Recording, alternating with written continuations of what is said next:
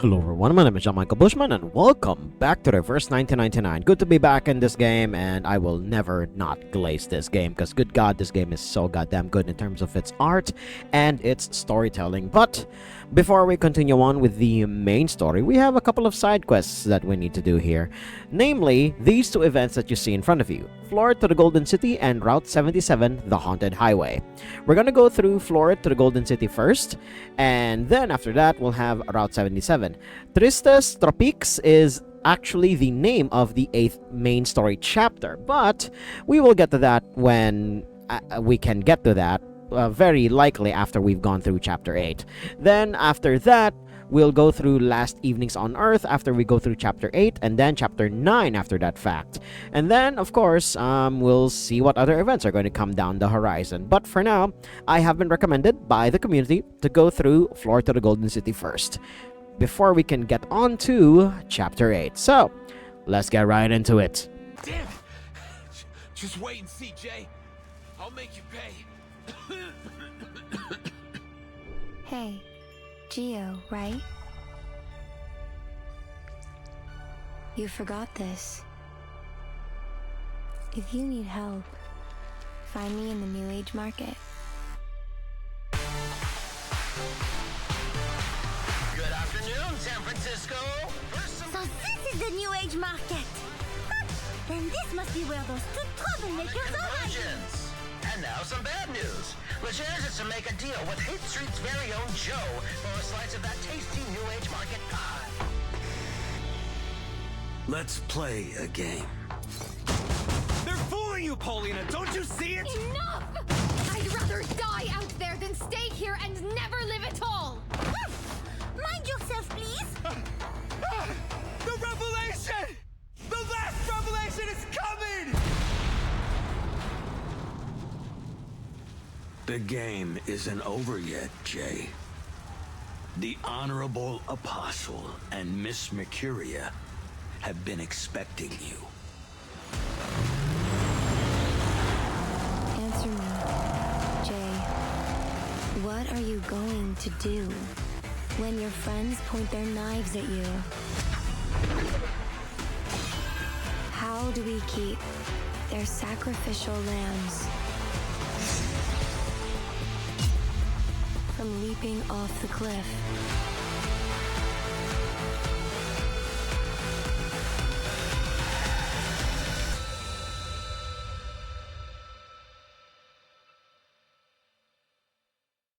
Good afternoon, San Francisco! To my Day South junkies, my loud and proud mischief makers, and all my beautiful little heartthrobs. It's your oldest and dearest friend, with the straight shooting of your father, and tender loving just like your mama. It's your boy Vincent, aka the Old Ostrich, bringing you a balanced dish of good news and bad news. Let's soften the blow with the good stuff first. The New Age Market has finally gotten a little reinvigoration after the harmonic convergence.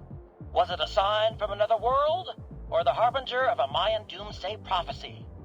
Who knows? But why worry, my lovelies? Keep those heads in the sand and your ears to the ground. Because more visitors means more money. Huge potential for young and old to make some dough. Now, to hit you with the bad news. Yesterday's gangland battle stretched from the Styx all the way to the steps of the People's Palace. And it came with a particularly heavy drizzle of bullet casings to rattle you all night long. Last night, Legerzaded and his arcanist minions booted the Tung Ching Cham so hard in the ass that they've been driven right out of our city.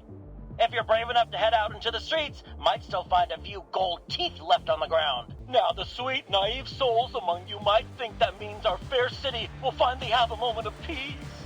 But you listen to Papa Ostrich here, kiddies. This is only the beginning. What Legers wants is nothing less than the whole damn city. And I have it on good authority where he's headed next. I'm told his aim is to make a deal with Hate Street's very own Joe, aka Jay Brown, for a stake in that juicy New Age Market pie. Here's hoping that it goes smoothly. But if that fails, at least we'll have some quality entertainment. Now it's time for the Old Ostrich to duck his head again, leaving you with some solid music to groove your body and shake your booty with our next track, The Golden City. Pop Ostrich. Give me a break. Anyways, what can I get you, guy? Tequila. Gio waves his hand, and the rest of his gang break off into the crowd.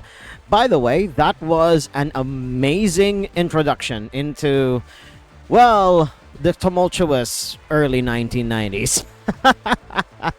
Good God, New Age shenanigans were quite a thing during that time period, and we'll likely see more as the story develops along. He pulls a bundle of notes from inside his jacket. Wow, that is a sentence. He pulls it from inside his jacket and puts it on the table. Straightforward. I like that. So what are you after? The waitress's phone number? Ticket to an underground boxing match? Or are you after someone specific? The bartender's idle chatter digs under Gio's skin. You know what I'm after? I'm after you shutting your damn mouth. He yanks the bartender by the collar, pulling him in close as he growls out his next words. Cut the smart shit with me and listen, because I'm only going to ask once. Where is Jay? Point him out, then get your ass out of my sight. Whoa, hey, easy, man. I'd be happy to. You don't even gotta tip me. That bastard owes me money, so you can go ahead and beat his ass. Throw in a kick for me. He drops the bartender's collar. You'd better not be playing with me, because that's a good way to get cut. But hey, man, little heads up. Jay was born and raised in Hate Street, and he knows the place better than anyone. Ran circles around the cops. He won't be easy to corner. Plus, he's got a lot of friends around, so picking a fight here could go south fast. Never know who's liable to stand beside him. Gio's eyes narrow and dart around the room, but the bartender attempts to change the subject to calm things. But you know what I say. The good times are over, so Jay and all his crew can bite the big one for all I care. Hey, and just so you know, you're the first one with enough guts to mess with him. So, whether you're here to break his nose or, well, this shot's on me, bro. To you and your boss. The clinking shot glasses at last break the ice as a wry, wolfish grin escapes Gio's face. You're a smartass. We need more people like you. Love the fact that Gio has the stereotypical accent of a mafia gangster. I'm highly expecting to see more, especially with the intro trailer. Young guys these days. Jams by arcades and slots, you know? These adult children living in their mother's basements. They ought to be out here begging for a job. A heavy hand lands on the bartender's shoulder. What's your name, pal? It's Vern, sir. Put it there, Vern. Call me Gio. Their hands clasp together in a hearty shake. All right. Now you point me to this J bastard. And afterward, if you're looking to do some hustling, meet me at Rouge Street. I'll take you to the boss. But, mind yourself around him, will ya? The old man's been unpredictable lately. Quick to fly off the handle, you know? Thank you, sir. The bartender moves to speak, tilting his head to one side. I probably shouldn't pry, but what do you want from Jay? If you want to take him down over Hate Street, you'll be disappointed. This place has got nothing but struggling folks. You couldn't mug someone for enough to catch the bus. What else could it be? That damn New Age market. Don't know what Pops is planning to do with it, but he's gotta have it. Not like I'd give a damn otherwise. What kind of schmuck does business in a gutter like this? Well, Pops is stubborn about it. Used to be I'd have a say in private, but he don't listen to anyone now except those freaks from the Order of Enlightenment. That sounds like a Manus Vindictae group. I guess we'll see more of them in a bit. Not that I'm crying about it, but robbing folks who ain't got no money, kicking them while they're down, it don't sit right. But orders. So maybe I'll turn a blind eye. When I can. The grin on his face goes sour, and he scans the bartender's face again. You ask too many questions. No worries, man. But you were looking for Jay, right? That guy in the suit. Near the dance floor? See him? Gio is already up and walking away before the bartender could finish. His followers join him as he moves, advancing like hungry wolves toward their target. The bartender drops his act, and with it, his smile turns fierce. At the same moment, the silent woman stands up from another table and makes a graceful exit. See you later, Jay. The bartender responds with an imperceptible nod. They just got duped. The Technicolor lights cast everything in a dreamy glow. Caught in the ecstasy of the pumping music, the dancers on the floor are unaware of the scene unfolding nearby. The lead wolf fixes his gaze on his target and signals to his pack. 3, 2, 1! On his signal, they rush to the well-dressed gentleman. Hold it down! In a flurry of action, the gentleman is thrown from his seat down to the ground. As the violence erupts, the crowded dance floor freezes and the music stops on a skip. Gentlemen, what is happening here? Gio steps hard on the gentleman's shoulder, leaning down on him. His face is twisted into a predator's smile. Tie up his hands, but careful you don't break them, for now. His grip tightens, veins bulging, and then the gentleman's hand pulls loose from his body, popping up through their grip and rolling across the floor. What the hell? What's going on with... Huh? An unseen hand taps Gio's shoulder, and then he turns his head. A heavy punch strikes him across the jaw. That hurts. You got rocks in your jaw. Jay shakes his bruising hand before extending it down the mannequin gentleman on the floor. Trust me, you're the perfect bait. You draw the fishies in like a magnet. I'm bait? This is terribly unbecoming of you, Jay. Do you realize how many times this is? My body may be artificial, but my soul can feel pain too. Yeah, and you'll still probably say yes to Jay because he's that charismatic. Gio spits a gob of red from his bloody mouth. You lying sackish. He wipes his hand. Why did I say wipe? He wipes his hand across his face as he is helped by his followers. The lackeys all square up beside their leader. Not so friendly after all, huh? We'll continue our conversation later, Jay.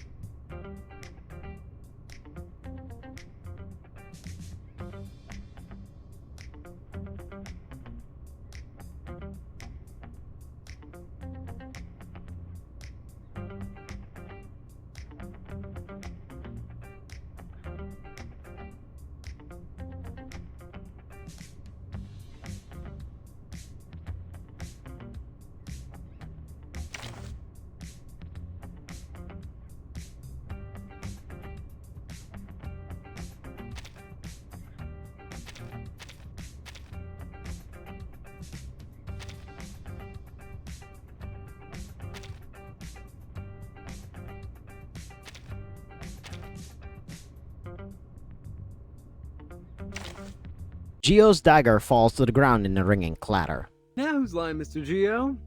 You took my shot, but you didn't even break that J guy's nose.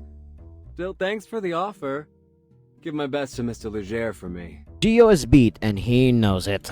The old man is gonna like you, smartass. See you next time. We'll have another parlay. You and me. He falls back toward the door, flanked by his lackeys, before making a hasty exit. Yeah. Run on home with your tail between your legs. Leger's losers. Looks like he might need a dentist, because he just got kicked in the teeth. Be home crying into their cereal soon enough. The way they're huffing it, they could have outrun my 4-cylinder Hummingbird GR8100. They must have missed their calling. They ain't dentists. They're track stars. The dance hall breaks into jeering laughter. Bottles are raised and cheers are made in recognition of their triumph. Cheers to unbreakable bonds. To unbreakable bonds. You don't mess with Jay and his hood, that's what I'm hearing. After a cascade of clinking glasses, the music is spun up once more and the club returns to their dancing. The excitement continues for some time after, only being broken by the arrival of a disheveled-looking young man. Great, what's it this time? Look, Jay, I gotta go. The shelter's gonna be closing up soon. My partner at the shop, you know. He rubs his stained black fingers across his face, shaking off some flakes of drying blood. He doesn't like it when I come in covered with blood. Scares the rich types away. It is getting late. The celebratory atmosphere wears thin and tired as more people leave. It's all good, bro. Thanks for coming today. If there's anything I can help. Jay pats his friend on the shoulder before pulling him in for a hug. You know where to go. Hollick sniffs, returning the hug with a tight squeeze. Thanks, bro. But if you're really such a good friend, how about you spot me $250,000 or so I can buy that sweet new convertible Lamborghini LM50? Well, since we're such good buddies, right? That's really one hell of a way to skirt by the copyright infringement by combining a Lamborghini and Ferrari together. Jesus Christ, that is a genius. Yeah, sure thing, buddy. Right after I give you a knuckle sandwich. See you around, Jay. Waving off the mostly gentle giant, the rest of the group gathers around Jay. Spirits are still high as they bask in today's victory. But tomorrow, they must get back to work. The moment shifts as a stumbling dummy arrives with he drives a playful kick into Jay's leg. Would you kindly give me back my damn hands already? Hey, stop kicking me. Just a sec. My apologies. Where were my manners? Please don't take it personally, but I need to warn you that... Whoa, wait. Someone's missing. The disco ball continues its spin over the empty dance floor. Where's Mercuria? Hey, Miss Sputnik. Have you seen her? Sputnik is part of this group? Damn! Jay gets around. His eyes fix on the shining ball, which stops, then descends from the ceiling to speak. Oh, Miss Mercuria. She left in a hurry, carrying that dagger those rough-type gentlemen dropped. Also love the fact that the Russian characters in this game speak in an actual good, or at least they sound good to my ears. They speak in good Russian accents, but I don't know how actual Russians feel about the accents. I guess I'll just have to ask in the subreddits or the Discord for that one. Do we follow her? No, of course not. She's just doing her thing. He shrugs, looking out past the door. Gio stumbles. He catches his breath before glancing back through the long alleyway. The old man didn't tell us what kind of mess we were in for here. I'm not paid enough for this.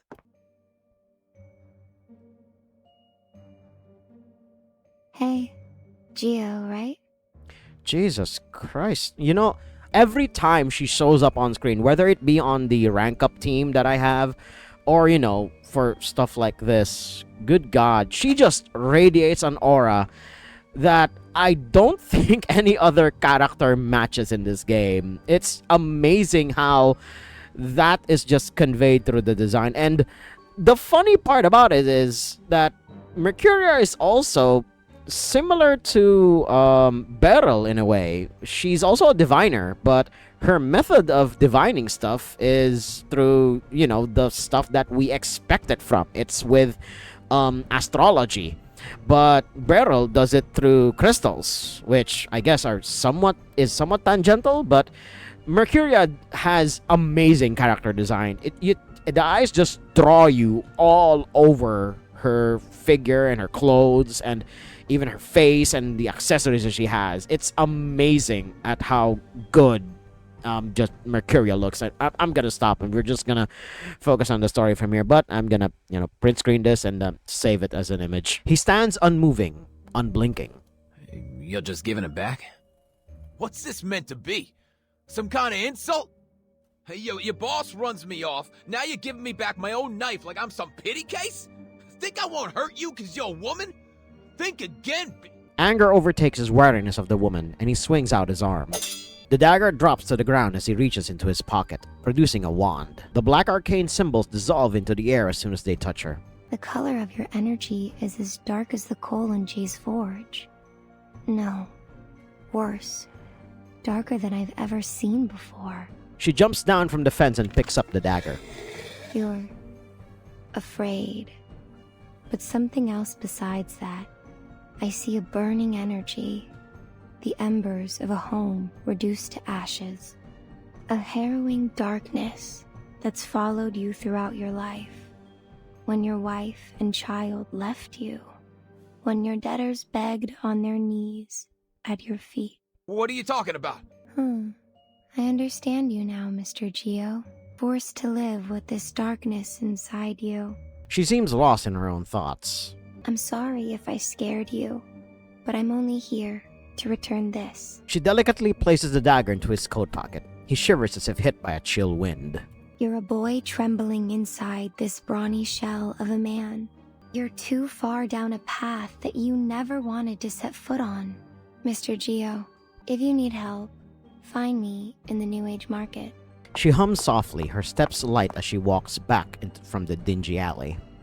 The man stands in place, lost in her words, until an alley cat leaps over his shoulder. In his days, he recalls the first time he fired a gun, the blood and brain matter, and the trembling midnight he spent hiding in the bathroom after. So as I take off the tire, I notice the gal. Some rich lady from the market's got a crazy look of worry on her face. So I tell her, break my jaw if I'm telling a lie. We're good folks here. Don't believe me? Just ask around about Jay and his friends on Hate Street. At the bar, the drunken mechanic sways unsteadily, bellowing out his story. The diligent satellite, now serving as a bartender, hovers close, wiping up spilled drinks from the table. I don't know how Sputnik is able to do that. Here, Mr. Holic. You have been drinking way too much. Like I said, I don't know how Sputnik is able to wipe the tables, given that they don't have any appendages, but awakened are awakened for a reason. Come on, Holic. You don't got the balls. I saw this guy get a nosebleed yesterday, and he cried like a little baby. Back me up, Jay. He jabs Jay with his elbow, but he fails to react. Hey, Jay? What? Did they bust your head or something? You were off daydreaming while we're talking about some rich bimbo. Sorry, Mr. Beckett. I believe Jay's present concerns may be revolving around, you know, Leger's the dead. Nah, way off, stuffed shirt. Take a look. Bombshell News. Uncovered video shows FAE used as new execution method. What will the minds of those Hollywood producers think of next? Oh, I think I've seen images from this video. From spam mail and newspapers. That's one hell of a way to put it, Mercuria. We're still trying to identify this woman to confirm the authenticity of the video.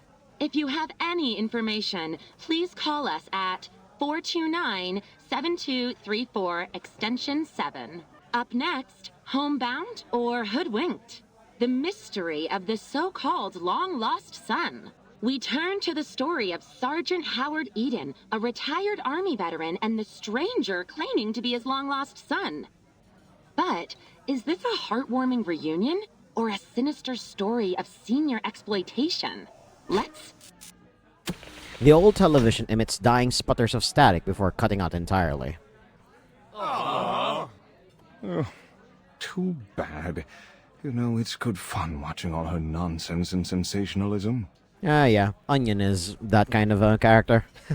Hey, show some respect. Sure, that whole how woodchucks could control the world piece she did was a little iffy, but who knows what those woodchucks could chuck at us? That Ledger's thing is really bothering me, okay? What's his story? The drunk mechanic jolts awake and upright with renewed excitement. I've heard it. Not gonna lie, kinda sick. Cops hate him, but the street punks love him. They say, back in Hunter's Point, a bunch of guys was torturing him, had him tied up like a pig, and when they got tired, they put a gun in his mouth and made him eat it. The bullet went straight through his throat out the back of his head. But when the cops came, they found nothing but a few bloody teeth. He was gone. Scary, right? But here's the thing. Yeah, Legers is a pure human. So what happened? Where did he go? He waves his arms dramatically, animated and almost cartoonish in his performance. But his audience is less than captivated. Mr. Holic, I think you've been watching too many of those horrible Romero movies. People returning from the dead.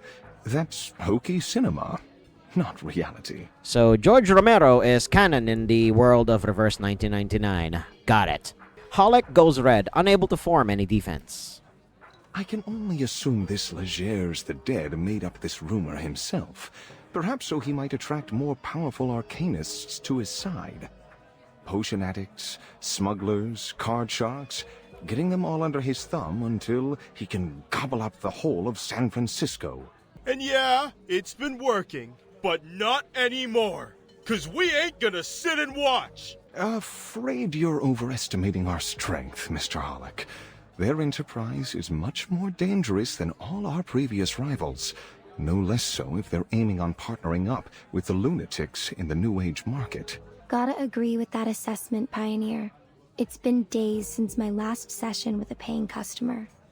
Seems like everyone is joining up with them, and their energy is disturbing, to say the least. They've been poking around my shop looking for some rare sort of books and materials. Kinds I never even heard of before. I would advise avoiding direct confrontation, Jay. I hear you. It is a rare moment of calm consideration for their hot-headed leader. Avoid confrontation. That's the right move for sure. But it's not going to be possible. They aren't giving us a choice. The cops abandoned Hate Street a long time ago. Ain't nobody that cares about these streets but us now. Remember? That was when all those artist trailers were burnt down. After that, the rest of the diviners and such were ran off quick. It's only those loonies that have stuck around. Misguiding arcanists, making everything worse. He looks to his friends. We were smart. We would have left then and there. Closed up shop. Took the first bus out of the city. Ran for our miserable, pathetic lives.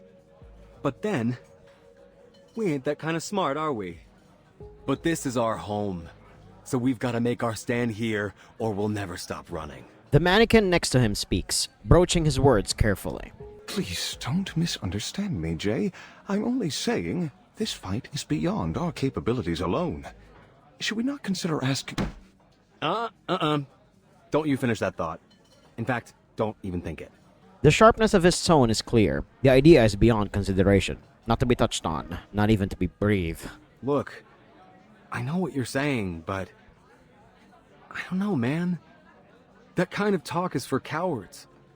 We don't have to get them involved in this. You have to admit that they care about arcanists, despite all their bureaucracy. Turning to the Foundation would not be a bad choice for us, Jay. A perfectly timed silence. From beneath the bar, the round bartender floats up as if peeking. Yes, Mr. J. I think Mr. Pioneer might be right. I don't want to lose my job because of these bandits. I'll be glad to bring you to the Foundation. Your assistance would be more than welcome, Miss Disco Ball. It couldn't possibly hurt to reach out to Paulina. Maybe she could help us with the red tape. She's your sister, after all. Jay looks away and huffs audibly. It's a childish, almost silly display. No. No. No. I'm only gonna say this once, and it's for real.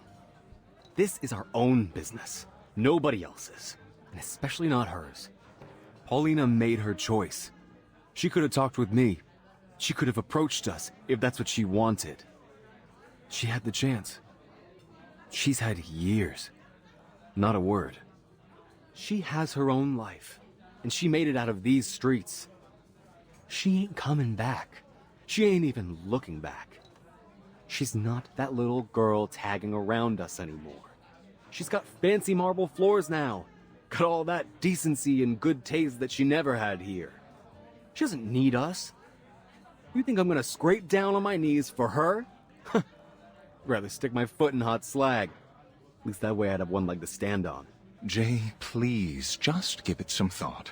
This may be the only way for all of us to survive this. Ugh, I need a drink. He mumbles and steps away from the bar.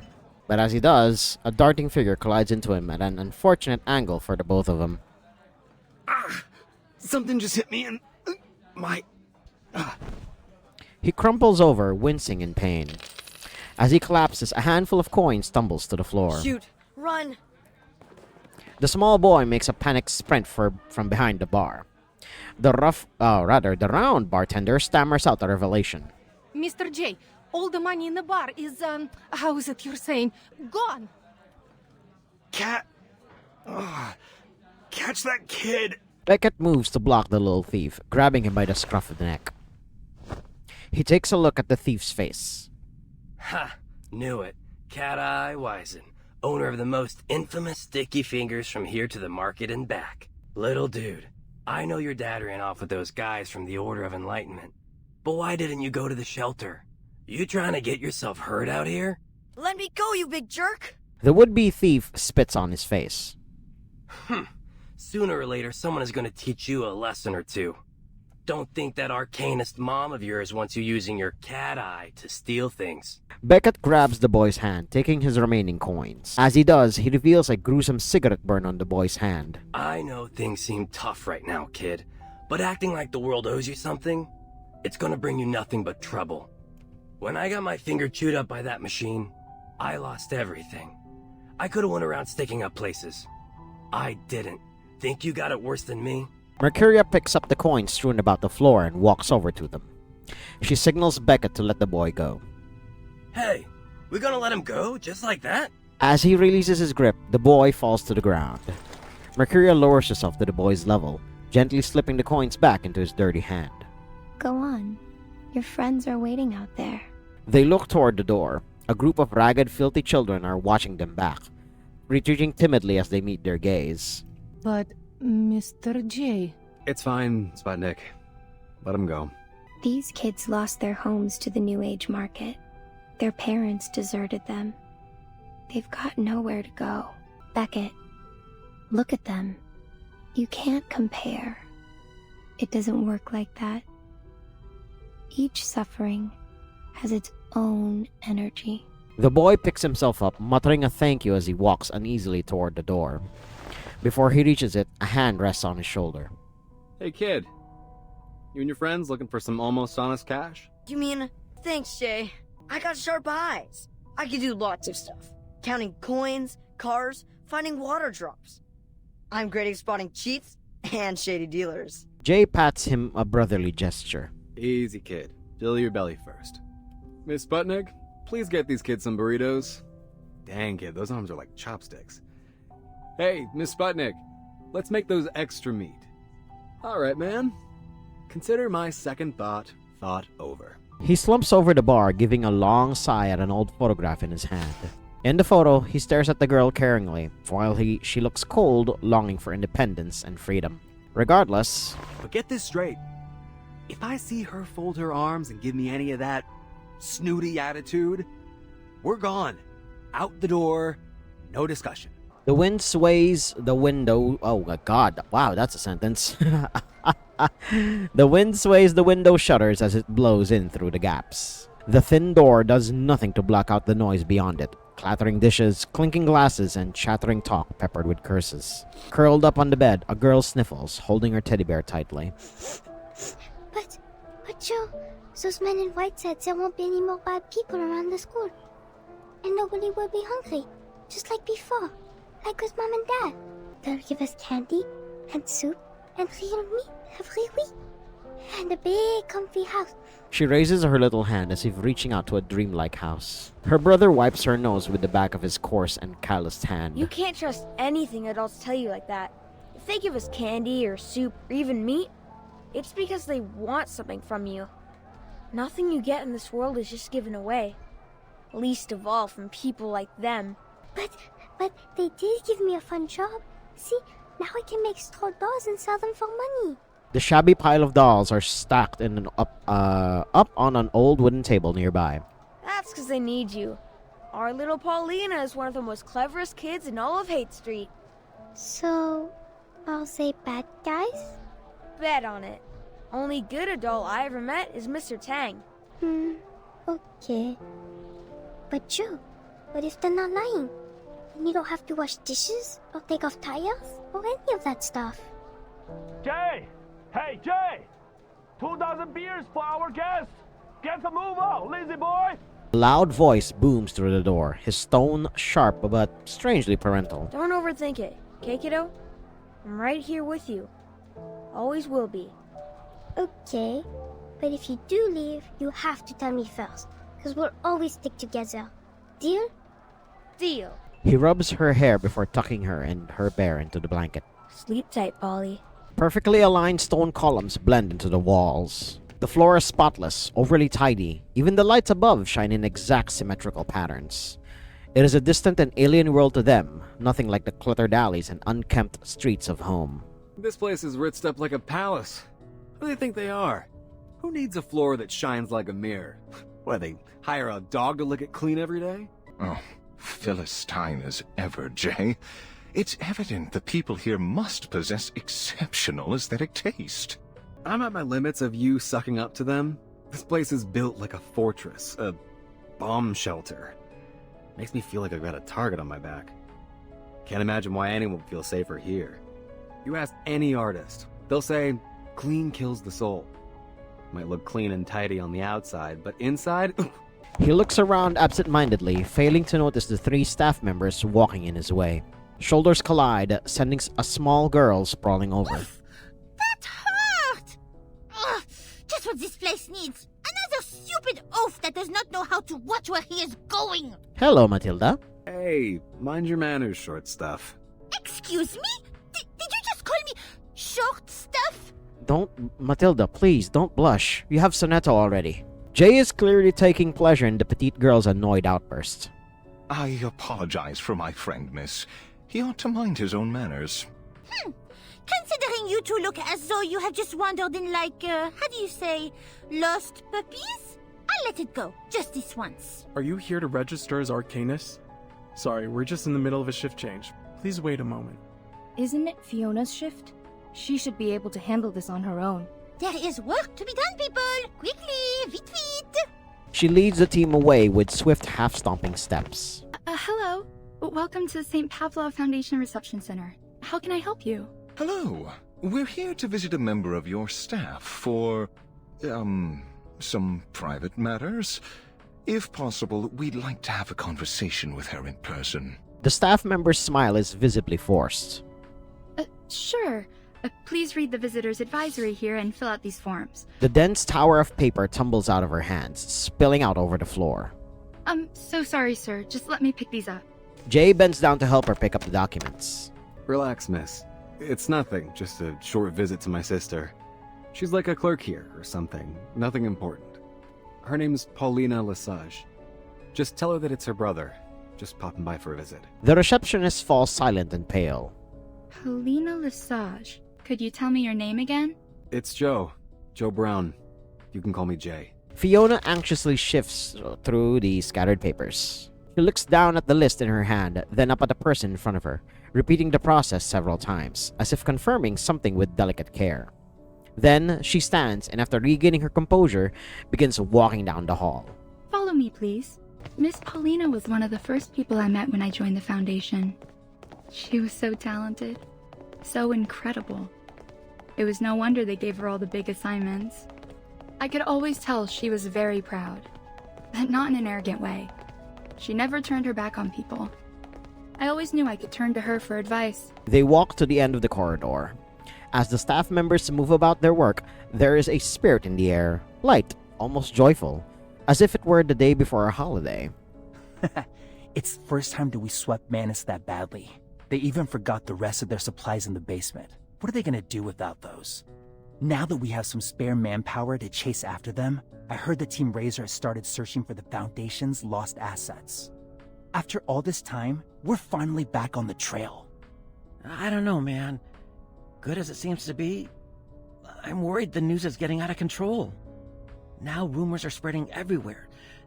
It could get dangerous. So this conversation definitely highlights that this event takes place after Chapter 7, so at least now we know where this is on the timeline.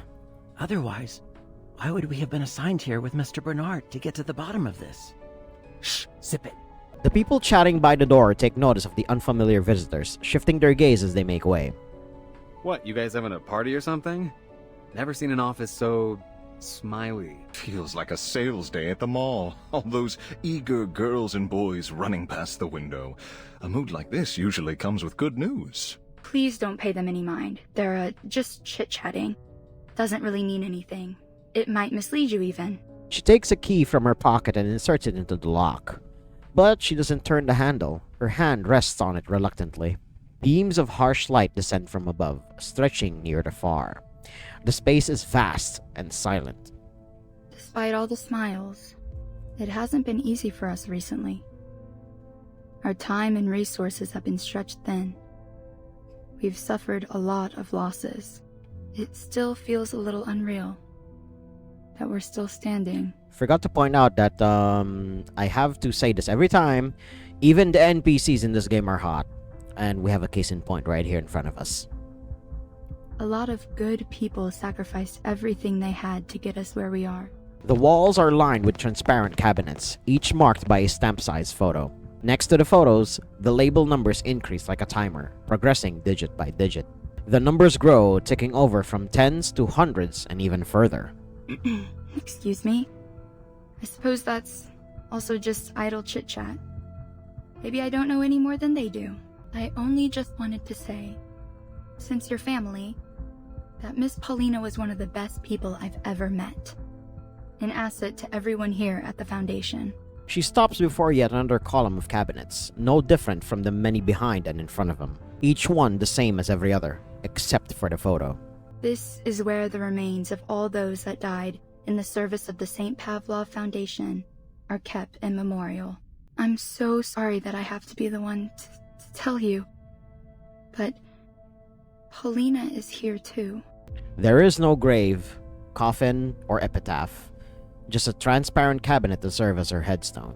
A plain and ordinary box, void of any sentiment. You better know what you're saying, miss. He pretends not to see it, but he knows exactly what is there. That is unmistakably her blue ribbon. I'm sorry, Fiona dear. Would you mind giving us a moment of privacy? I'll be waiting outside. Her figure grows more and more distant, receding back through the space until it vanishes altogether. Jay, are you going to be all right? Talk to me, Jay. Is there anything I can do for you? Maybe we can take a look, just to be sure. No, don't do anything. Damn it, don't you fucking do a damn thing. He struggles against himself, failing to hold himself back. How can all that someone was, be in a box like this? It's so small. This is some kind of sick joke. Jay! Easy, Jay, easy. Pioneer grips his arm tightly, staring directly at him. The atmosphere is filled with heavy, unspoken tension, until Jay lifts his gaze to meet the mannequin's own. Do you have her photo? You stay here. I'll go double-check. With trembling hands, Jay pulls out the crumpled old photograph from his pocket. He holds the photograph, comparing it closely to the one on the box. Then a strange look of astonishment washes over him. Jay! Jay! This can't be right. Come here, Jay. You need to take a look at this. Jay walks toward him like a zombie. And then... Wait, this? What the heck? This isn't Paulina! It's as if a light has suddenly flickered over his head. So then what? This was all some kind of bullshit? That woman out there just decided to mess with my mind? Or did she not want us to see Paulina? Maybe they got the photo wrong? No. Look at that ring on her finger. Polly wasn't married. She couldn't be. She would have told me. Unless she doesn't want to see me at all. So maybe she put her friend up to all this. But this just gives her away. Polly said it herself. She'd rather die than stay with me and never live at all. I knew then she'd never look back. Man, this was stupid. Never should have let you talk me into coming here. I know that sometimes brothers and sisters don't get along, but I thought that only meant little fights, quarrels over toys. This is something much worse. We're leaving. Now. Stand the idea that she's just looking at me through a monitor, maybe even laughing at her pathetic loser brother. Get me out of here before I turn this place upside down. I apologize. I'm sure this loss must feel... Jay hides his face, making an exaggerated show of his tears, while Pioneer gently pats his shoulder. Such heart-wrenching news. I'm crying my eyes out. It is an oddly captivating performance. If Hate Street didn't work out, then perhaps he ought to head to Hollywood. Oh, but there's nothing we can do now. Sorry for bothering you. We'll be on our way out now. Let's go, Jay. Propped up on one of the mannequin's shoulder, the heartbreaking act is nearly flawless. Please wait, gentlemen.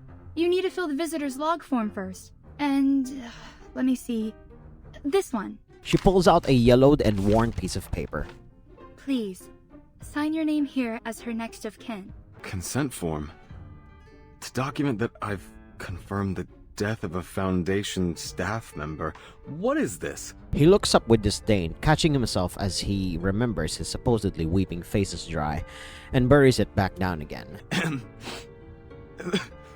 Why do I have to sign? Don't you understand? I can't take any more of this. Jesus Christ, Jay. I'm sorry, but please bear with me. I thought we might confirm her belongings with you. It's standard policy, though usually within the Foundation. Then I could ask my superiors. Maybe they'd let you take these home. Here, I'll just need your name and address. What? That's just sick, miss. His expression changes abruptly, rising up into a bitter scowl. You're really asking me to sign some papers? For what? So you can hand me off some old junk and pretend this never happened? You think that's enough to get me to stop asking questions? Where is she? Did you really think it would be this easy, sis? That I didn't care? He grabs Pioneer and runs off without looking back. Sir? Sir! Security, stop those two gentlemen! They haven't signed the confidentiality agreement! Before security can react, the duo have already escaped into the crowd. Excuse me. Excuse me. Man, move your ass or get moved. They dart through the bustling halls, dodging employees with cat-like grace. What's going on? They're after us like we tried to ditch a bill for dinner. Told you these Foundation creeps are all the same. Soon as you don't buy what they're selling, they start trying to get you shot. If she wants to cut me loose, then she can damn well say it to my face. But not like this. Not this bullshit. They wind through the twisting corridors until at last they find an exit and dive through. There is a wave of uneasy commotion in the hallway as people gathered in a throng. A tall man moves through the crowd. As he passes, the throng goes silent. Fiona, can you tell me what happened here? Neatly stacked clothes lie on the bed, the suitcase open and empty. On the eve of her departure, she paces back and forth in the room, tidying as she goes. Route 77. Mais je ne comprends pas. Pourquoi est-ce que l'éditeur du As-tu irait visiter un endroit si désolé? Qu'est-ce que ça pourrait dire sur Urd? So she's asking about Urd, which was a figure that they have been hunting for since like the start of the game, because they wanted to know the source of the first circle spell. So yeah, this event definitely takes place after chapter 7. D'accord. Au moins je peux passer voir maman. And yeah, Matilda speaking French will always be one of the cutest things in this game. Ça serait certainement une surprise. Ce que leur Mathilda a accompli va rendre toute la famille fière. Ma fille, ma Mathilda, enquêtrice spéciale pour la Fondation Saint-Pavlov. Maintenant, la petite Mathilda ajoute une autre étoile à la lignée de la famille Boaniche. God damn it, this is why she's my favorite character in this game. The sound of knocking comes at an inconvenient time. Miss Boaniche, a moment of your time. Unfortunately, it seems our mission has been cancelled. Well, shit. Cancelled? Why? You may have heard what Fiona did. Well, I had heard the chatter about it certainly, but she only just started as a receptionist. It is no matter if she is a little unfamiliar with the processes and, Per regulation since the first storm, families of the deceased employees are no longer informed of their deaths. But she made a mistake, or forgot. And the two arcanists she received earlier got away from her near the memorial hall. They didn't even fill out the proper forms. Pas bon. That could indeed represent a serious intelligence leak. And Mr. Bernard asked that we get ahead of the narrative, before it gets to the press. Given how fast the news spreads in this day and age. New orders are for us to find these two visitors, and prevent the information from further spreading. Us? Of course. So then our present task tracking down the editor of O2 will be reassigned to some other team. Very likely that will be resolved somewhere else, so we'll see about that. Correct, ma'am. Tracking down these two arcanists was given top priority. And those two were the same ones you ran into earlier today. Fortune tellers, alchemists, and arcanists of all stripes gather together, creating a sprawling marketplace. From magic-infused cords to rare alchemical texts, a dazzling array of herbs. Wow, that sentence gave me a stroke for a second. Its goods have attracted a steady and constant stream of visitors. My friends, after the harmonic convergence, we discovered the failure of prophecy and eschatology, and the new possibilities of coexistence between the faith in Numa and science. They claim there is one God, and God is dead. But is that so, friends? It's time to abandon the disputes of religions and to know that we are one. God is you. God is me. In the midst of the bustling crowd, the speaker gives a lecture out to no one in particular, seemingly unconcerned if anyone is listening at all. We've got information that our escaped visitors have gone into hiding with an energy healer called Mercuria. It's crowded here. I'd rather not attract attention to ourselves, so keep your heads down. A solitary tent stands out in the corner, a refuge from the bustling Some crowd. kind of temporary tent, and a sign lying on the ground. Something's not right. I barely sense any arcane fluctuations here. Could it be a trap? This market is filled with unregistered arcanists, not to mention the human tourists. There are sure to be dangerous ones among them. With her sharp ears, Matilda notices a faint whispering sound emanating from inside the tent. I shouldn't have come. They're gonna slice me up and feed me to the pigs. The deep, painful cries of a man break the quiet of the moment. Irrelevant though it may be, it draws the investigator in. The girl shifts her feet cautiously, as if approaching a sleeping, coiled python. She delicately lifts the corner of the tent's opening and peers inside. Pigs will eat everything. All the bones, your head, not a hair left. That's how they treat traitors. Pops won't save me then. He won't stand at my side. A mysterious girl places her hand over the hulking man's trembling hands. But here you are, Mr. Geo, shivering like a new leaf, because you're ready for an answer. The answer to yourself. She sniffs the air around him. You brought a strange smell with you, and a weak, faltering energy, like that of someone gravely ill. Have you been to any hospitals? No, just following ledges. Nowadays, only visits we have are the living or the dead ones. Not much in between. We don't deal with addicts or sick dogs. Wait, shut it. Before you start, I'm not buying any of your goddamn spices or candles. I'm just here for an answer. How did you know about the fire that took my family? How? Are you some kind of psychic? Or a prophet? Tell me! Tell me! He jerks his hands away, only to begin gnawing at his nails. No. Oh, I shouldn't have come here. Unless, maybe, I'd chop off your pretty little head and give it to him. That'd be my excuse. In an instant, he presses his dagger against the girl's throat. Matilda fights the urge to rush forward to help, and then the candle illuminating the room is snuffed out. What have you got? What do you see in your hand? Is it a knife for my throat? Or a diamond-covered key? Shut up! Stop babbling! You're just a witch who survived her burning! A liar! His hand trembles again. Breathe. Slow and true. Look at it again. This is a dagger forged in your own dark flame. He looks at the dagger as if seeing it through new eyes. Everything has a shell of meaning, but hold your gaze on it and it all strips away until those words become strokes of black and that dagger becomes a cold sheet of metal. Her incense burner releases a puff of strong scented potion into the air, and all at once, the dagger transforms into a blazing fire. It slithers up the man's arm, toward his face, roiling and coiling like a snake. What's going on? Meaning is a cage.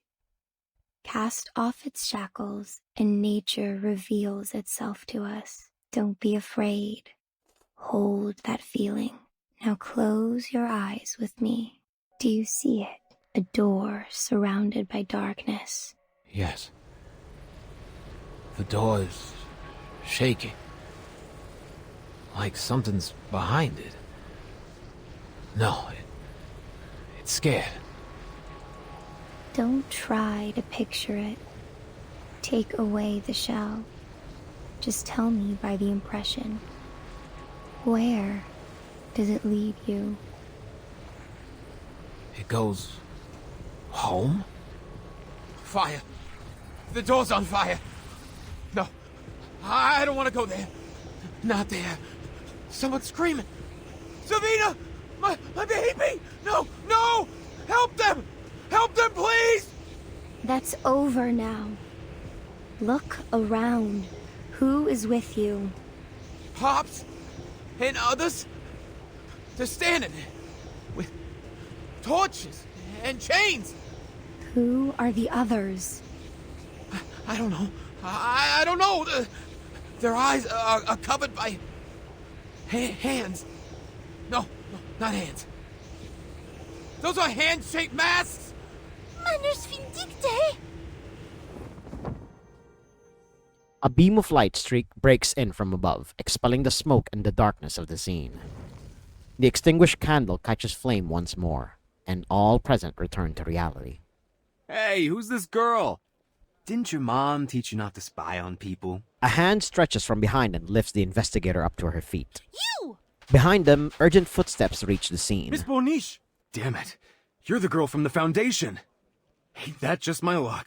Jay flings the girl from his hand like a hot potato. Catch him! He falls to one knee, lifting the long-wrapped shaft that has been on his back, as spells continue to strike him, forcing him into a step-by-step retreat. Mr. Brown, we have need of your cooperation. We do not want to hurt you or your friends, but should you continue to resist, we'll be forced to take necessary action. Unbelievable! So rude! Even as an arcanist, all he does is this vulgar hand-to-hand combat. Still, that long stick he carries most certainly isn't a toy. Gentlemen, if you would be willing to come quietly and play nice, I will consider lowering your risk rating in our report. She tries to reason with them, keeping in mind that her desire to search for the man who mentioned the Manus Vindicte. But he is already gone, and the dagger lies undamaged on the ground. Her teammates gain ground on the would-be warrior, who has sunken to his knees. I gotta say, sometimes I wish I could take a knee and surrender. But he smiles through bloodied teeth. Sadly, even after all those hard-knock lessons, I never learned once how to raise the white flag. He reaches into his pocket, ready to grasp the handle of his small and agile bowie knife. Put it down, Jay. Your fight is over. This is the smoke of burning mandrake. Cover your nose and your mouth. Miss Boniche, hold your breath. Stay away from the smoke. But the smoke is already too thick. One by one, they give way, collapsing harmlessly to the ground. Oh no! The situation changes in the blink of an eye. She moves automatically, falling back to the entrance, only to find that the tent has been shut tight. The bound girl and her kidnapper look at each other with disdain, like two squirrels fighting over a chestnut. You should know that kidnapping a Foundation investigator and interfering with an official investigation is a serious crime. Especially when you've kidnapped the one and only Matilda Buanish, a pivotal figure in the St. Pavlo Foundation we're talking about. Pivotal, eh? Huh. A whiny little pup happens to stay standing from a little smoke. Yeah, I don't see anything worth being proud of. He extends a finger to give the girl's forehead a sharp flick. As the first approach to an interrogation, it proves surprisingly effective. Hey! Stop it! This is rude and indecent! Jesus Christ, the duck is quacking hard already. Tell me, did Paulina send you to ask us to sign this bogus confidentiality agreement? Let me guess. She's probably still hiding in the Foundation office, right? Too scared to see her own flesh and blood? What are you talking about? Who's hiding in our office? We're here to bring you and that mannequin back to the Foundation. This is a serious violation of the Visitors Advisory. Jay, I think we should ask this another way. Miss Buaniche, what proof do you have that Paulina Lesage is dead, as your receptionist claimed? The photo on the box isn't hers, just some look-alike or airbrush job. So how can we believe anything else you say? You're saying the Paulina you know isn't the same as the one in this photo? Jay seems so nonchalant, yet his eyes are filled with concern, a gravity reserved only for great love. How can I explain this to you? Please, be assured that we have no reason to lie to you at this juncture. Matilda, I can already hear you tripping over your own words, but good God, you are doing a decent job here. Actually, you shouldn't have found out about any of this in the first place. Okay, good. Nice save there. She falls silent for a long time, pondering how to best express herself. Maybe I'm not familiar with your Paulina, but I do know that there was a woman at St. Pavlov's named Paulina Le Sage, and I know that she died. As far as the claims of different photos, mementos, it's complicated, and there is little I can say freely. But headquarters is working on it, and many other similar cases. That is the most, PR-scented bullshit I've ever heard from Matilda's mouth. But, I love her a little too much to, just dismiss her like that. She is such a character, good God. I don't have the kind of clearance to know what's really going on, and even if I did, I couldn't tell you. For everyone's safety. He looks entirely unmoved. Huh. So our little prize investigator's also in the dark. Maybe we can just go ahead and jot all these questions down and send them back to the Foundation. Or maybe we set up shop here. Just let any old passerby take a good look at them. He lifts up the chair. Hey, wait a second! After a moment, the hostage looks up reluctantly. If I could prove this Paulina of yours is in fact deceased, then will you come back with us? Do the proper paperwork, yes? Then we can be getting out of your hair for good. With a light tone, she proposes a deal. Yet all involved suddenly grow hesitant and quiet. The burden of proof lies with you, Special Investigator. All right, but I will hold you to your word, mannequin. Before we begin, I should say I don't do this lightly. But if you need to know, don't say I didn't warn you. She is released from her ropes. She pushes the others aside, smoothing out the black velvet cloth on the table, before placing her crystal ball in its center. I am a diviner, one that uses crystals. I suspect that sort of practice may already be familiar to you. I'll need an object that symbolizes Miss Paulina, or something related to her. It must have a deep connection to her, something she once owned or often used. I will then begin my scrying using this object to the fog in my crystal orb and reveal to us her current existence. If she's even still around. But if we find nothing beneath the fog, I am quite sure you understand what this means. Then again, she did appear in the trailer in the beginning, so that's already like a minor spoiler, but we'll see how this unfolds. And then I will be needing you to return with me. And as I have heard that energy healers are able to detect the flow of pneuma, the madame here will be able to prove the authenticity of my divination. No? I'll see it. Yeah.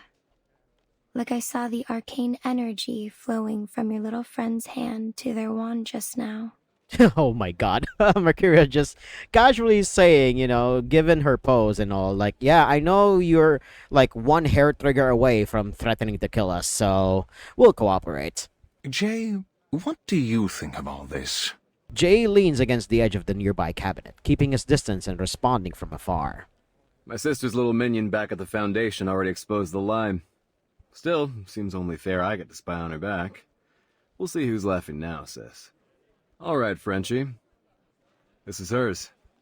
Take it. A plush teddy bear, its fur now well-worn and patchy. It is the last thing she had from their parents, and one of the last things he has of hers. Everything is in place.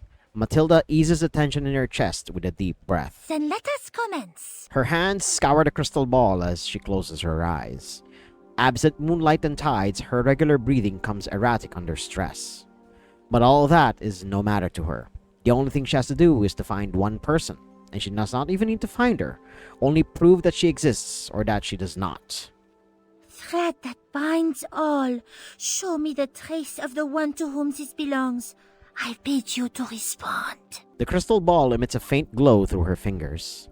A heavy mist rises, obscuring the inside of the ball. Lift the fog, reveal what existence lies hidden from us. Give us your vision, sight beyond sight. Time passes as the swirling mist slowly, achingly dissipates. Matilda withdraws her hand from the crystal ball. She silently shifts her eyes away. The little bear beside her appears to have his eyes fixed on the ball. What? All that and you just stop? This thing busted or something?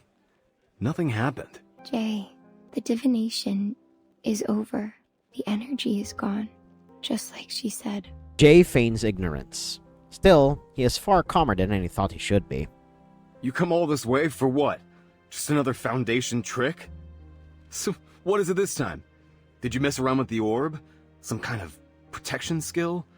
I don't have time for these games. The mannequin's voice is deafening. It means she's really gone. Sorry, Jay. He keeps up his stone calm face, giving no sign of anger or astonishment. There is no change in his expression at all. It is both emotional and emotionless at the same time. Jay, are you still with us? Yeah. I'm fine. The words hang stiffly on his lips. So I guess it's legit. He looks into the crystal ball again, his lips parting as if wanting to speak, but nothing comes out. As if wanting to ask 1,000 questions at the same time. He turns his head again, his eyes drifting out to the crowded market, to a girl dancing in the midst of the crowd, a girl adorned with a crown of flowers. She twirls gracefully. The crowd applauds, their faces joyful, happy. He wants to cry, or scream, or even to take that ball in his hand and smash it into pieces. But he does nothing. In a swirling storm of grief, despair, and rage, he finds his center. Unnoticed by any present, a faint crack appears at the base of the crystal ball. And we're gonna cut it here for the first 5 chapters of going to the Golden City. It seems Jay's sister is hiding more than we think. And if the crystal ball cracked like that, that is usually never a good sign. And with hand-shaped masks being involved with this whole thing, Manus Vindictae might not be as dead as we think. So we're going to be in for one hell of a rough ride in the 90s. So if you guys like what you saw, you want to see more, hit like, comment, subscribe, and share this among your friends. And until next time, toodles.